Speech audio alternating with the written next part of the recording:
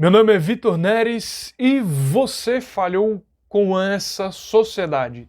Tabata Amaral, ela que é deputada federal de centro-esquerda, como ela mesma se definiu, no programa Roda Viva, lá da TV Cultura.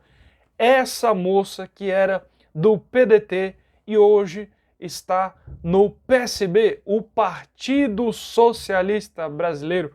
Ela mesma estará presente no evento organizado pela Autossuficiência Brasil, de a Igreja de Jesus Cristo dos Santos dos Últimos Dias, para falar a respeito de educação, certo? Quando o povo, os membros da igreja, viram esse caldo todo, né, muitos se indignaram e escreveram lá nos comentários da postagem da autossuficiência, né? Isso é um absurdo! Como é que pode alguém como a Tabata, que se opõe a valores e a fé, estar presente no evento desses, né? E outros responderam: calma, tenha calma, não se precipite, porque lá será falado sobre educação, né? Ou seja, querendo dizer que a educação seria aí um tema neutro, né? Um tema sem divergência, certo? E a gente vai aproveitar para responder essa questão. Educação é de fato um tema neutro ou tem viés, certo? O que que os fatos e a realidade nos mostra, tá? A gente vai tratar disso tudo e antes de qualquer coisa, peço desculpas, eu não tô com 100% das minhas energias, né? Peguei um resfriado danado, né? Tô parecendo um mal acabado, mas como o povo pediu, Vitor, fale desses temas, eu estou aqui para falar sobre essa questão aí da Tabata Amaral, tá bom?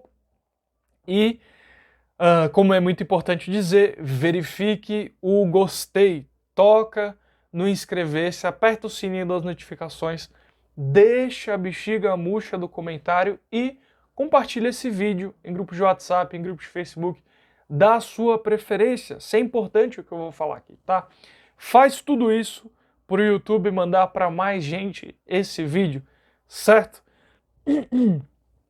Perdão, mas vamos em frente aqui, tá? Já respondendo a pergunta que foi proposta, não. Educação não é um tema homogêneo, certo? E sim, existe viés na educação, certo? Existe formas, metodologias diferentes de se educar, tá?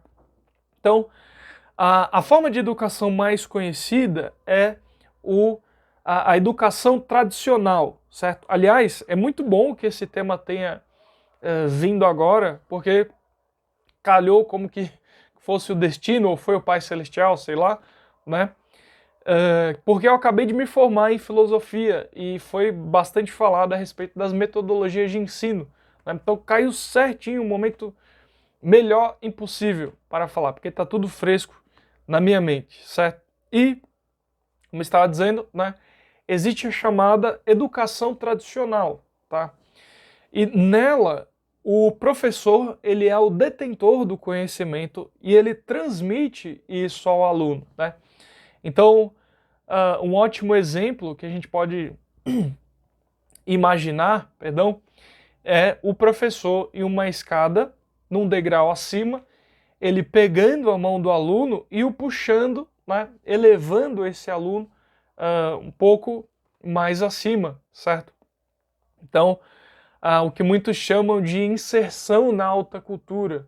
Né? Então, um exemplo disso foi o que Sócrates fez com Platão, segundo os registros de Platão acerca de Sócrates. Né? Então, ele era o professor ali e ele transmitiu o conhecimento que ele tinha para Platão. Né? Platão foi um discípulo de Sócrates. Então, claro que tem muita coisa para falar, mas é um bom vislumbre aí que a gente pode ter, uma boa vista geral da educação tradicional, certo? Fora disso, né, além disso, a gente tem as metodologias ativas, né, a metodologia ativa. Né?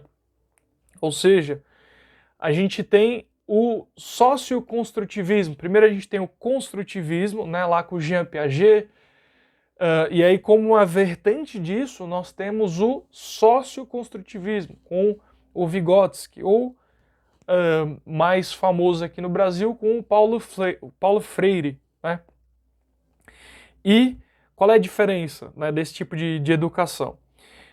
Esse tipo de metodologia entende que aluno e professor eles estão no mesmo patamar, certo? E que os dois juntos eles vão construir conhecimento, né?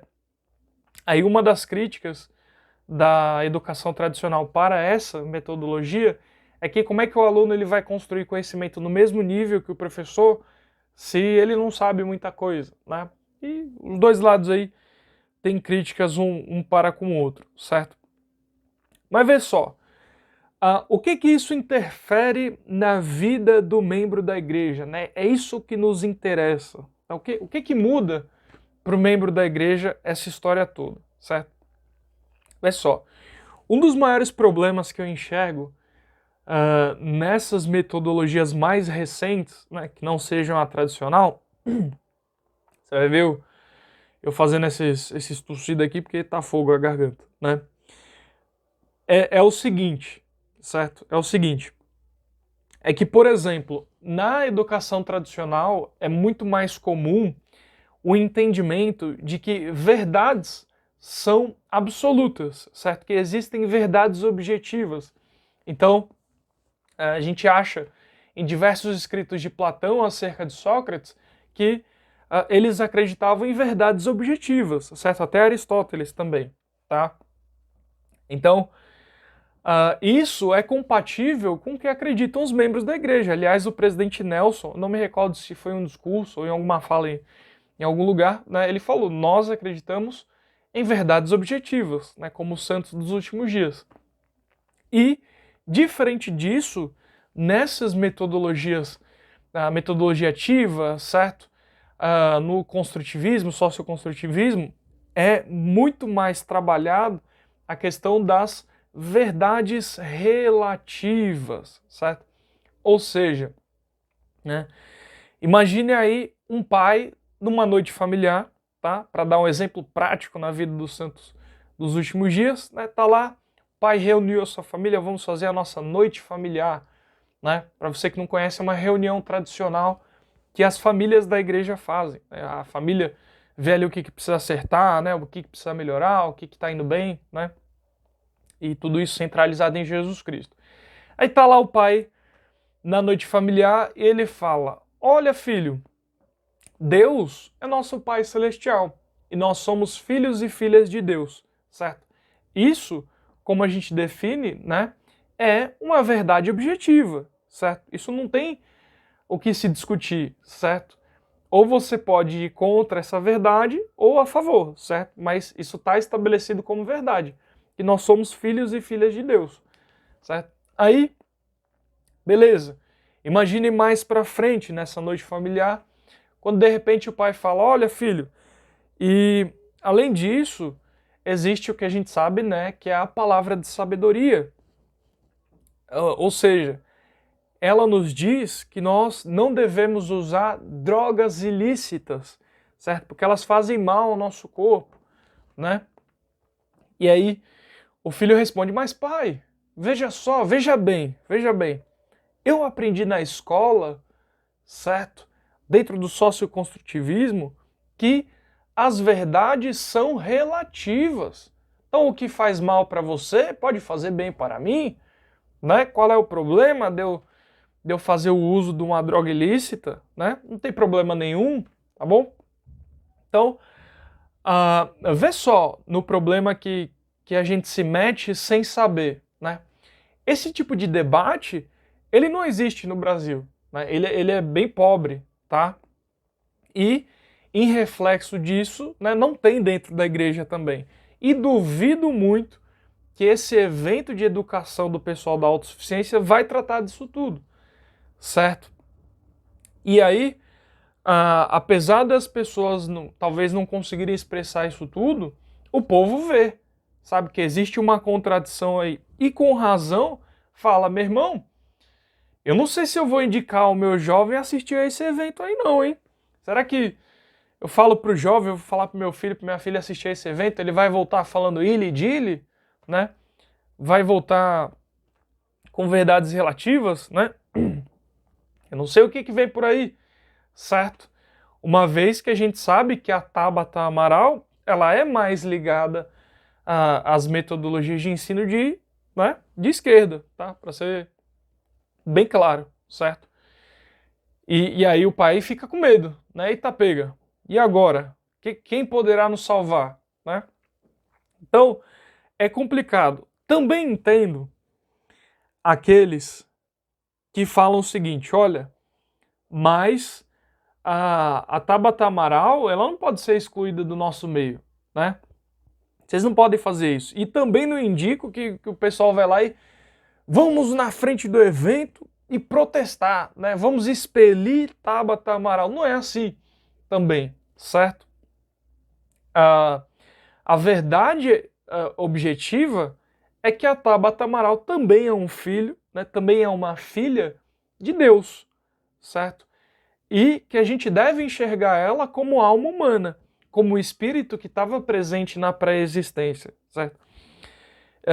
Isso é uma verdade objetiva, certo? Isso é um fato também. Agora, aqui é que vem o problema, né? E é aqui que o pessoal pode se indignar. Então, eu não vejo que ela tem que ser excluída, mas acho importante que deveria haver um contraponto, certo? Alguém que pense diferente do que ela provavelmente vai falar, né? Aliás, eu assisti ao TED dela, deu para ver como ela pensa em educação é bem para esse lado. Eu estou falando do socioconstrutivismo. Aliás, ela já ouvi falando ela sobre Paulo Freire, né, e tudo mais.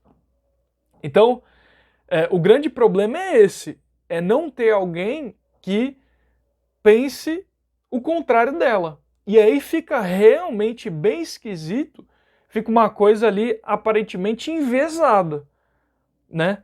Fica bem estranho, aí você ouve relatos de outros irmãos que algumas pessoas que já fizeram parte ou fazem parte dos escritórios da autossuficiência têm na sua vida pessoal uma afinidade pelo PCdoB ou pelo PSOL, né? E não tem problema no sentido de que é um direito da pessoa, ela tem esse direito, certo? Mas é importante que fique claro para todos. E aí vem aquela dúvida, né? Será que está sendo enviesado o negócio aí? Né? Tá meio estranho. As pessoas estão vendo, estão se manifestando. E sim, a igreja ela se preocupa também com a aparência do mal. Ou não é? Certo? O que está aparentando? O povo está falando lá, ué, em época de eleição os caras vão e chamam uma deputada? Tá meio esquisito isso aí, né? E só de um lado ali? Tá estranho. Será que meu filho vai voltar falando ili dili? E igreja de Jesus Cristo? Então o povo está com medo, o povo está assustado e com razão, né? Com razão porque já viu BYU com Y colorido, já viu Elder Holland falando, eita, que tanta bandeira aqui de sinais são esses? Nessa BYU, o que está acontecendo? Cadê os tiros de mosquete dos professores? Né? Então a coisa está esquisita e o povo está vendo, certo? Então, atenção aí, né? Então, para mim, seria muito melhor se houvesse alguém que pensasse o oposto do que provavelmente vai ser falado ali, né? Aí você tem outro cara lá, que acho que é tal de Edu Lira, né? Que é ativista também, é de ONG, aí você fala, eita rapaz, para onde nós estamos indo? Aonde foi que eu amarrei o meu burrinho? que é do Nordeste com essa expressão de foi que eu amarrei o meu burro. O que está acontecendo? Então, é complicado, certo? É complicado. Enfim, não vou me prolongar tanto, a gente sabe que Tabata Amaral é feminista, eu podia falar aqui de Simone de Beauvoir, que ela enxerga que mulher não nasce mulher, mas torna-se mulher, que é oposto ao evangelho, isso tudo, né? Enfim. Então, acho que já respondi boa parte de como eu vejo essa situação, tá? O que falta é o contraponto ali, certo? Que parece que não vai ter, tá bom? E queria enaltecer um grupo chamado Suds na Política, tá? Então, é um grupo que nasceu ali da confusão de outros grupos, né? Porque tinha os grupos oficiais da igreja, o povo não se aguentava falando de política, né? Aí fizeram um grupo lá, o povo só falar de política, o povo que gosta de falar de política o tempo todo, né? E aí, eu queria enaltecer esse grupo porque eles pegaram um tema que está acontecendo dentro da igreja, né? E trataram daquilo, né? Se indignaram, se apoiaram, certo? Trataram daquilo, conversaram sobre aquilo, né? E aqui vai a minha crítica para o pessoal do direito a Sião, certo? Porque o direito a Sião, para mim, hoje em dia, ele só é direita. Sião não tem nada, né? Porque o negócio é só Bolsonaro todo o tempo, só se fala de Bolsonaro. O que será que o Bolsonaro comeu no café da manhã? Será que ele tomou leite condensado com pão francês? O que ele comeu no almoço? O que ele comeu na janta? De Sião não tem nada. Não se fala como é que o feminismo está afetando a sociedade do socorro, não se fala como as pautas sociais têm afetado a igreja, né? Se os movimentos LGBT têm tido alguma influência na igreja ou não, como é que a gente pode conciliar isso? Não se desenvolve nada sobre isso. É só Bolsonaro, Bolsonaro, Bolsonaro. Então, o Sião tá fora, né? E não são todos, tá? Não são todos que estão ali. Aliás, tem gente nos dois grupos, né? Tanto no Suds na Política quanto no Direito a Sião. E vou deixar o link aqui na descrição. Vai lá, acompanha o Suds na Política, certo? Só para concluir tudo isso. Eu não quero uma igreja mais direitista, tá? Para usar um termo simples, enquanto o vizinho aqui do lado fecha a janela. Deve ter feito barulho aí para você. Não sei. Não é isso, jamais, tá? Jamais. Agora, o ideal é que a igreja tenha um mínimo de influência externa, certo? Dessas pautas sociais. Se a gente acredita que o profeta recebe revelação, não tem que estar apertando a igreja para fazer as coisas, né? Para estar indo para um direcionamento diferente do que é. Entende? É só isso. Simples assim. Entende? Então, rapaz, a gente está de cabelo em pé. Vamos ver quais serão os próximos capítulos, tá? Eu vou fazer mais vídeos sobre isso aí. O pessoal pediu muito para que eu falasse sobre esse tema aí, tá bom? Mas é isso, vamos aguardar os próximos capítulos desta novela, deste seriado aí, certo? Você que ainda não verificou o botão de gostei, o inscrever-se, sininho, comentário e compartilhar, você faça esta bexiga murcha toda, porque senão você vai falhar com essa sociedade, certo? Faça tudo isso, tá bom? É isso que eu tinha para falar. Enquanto tiro o pigarro da garganta aqui. Até mais e até o próximo vídeo.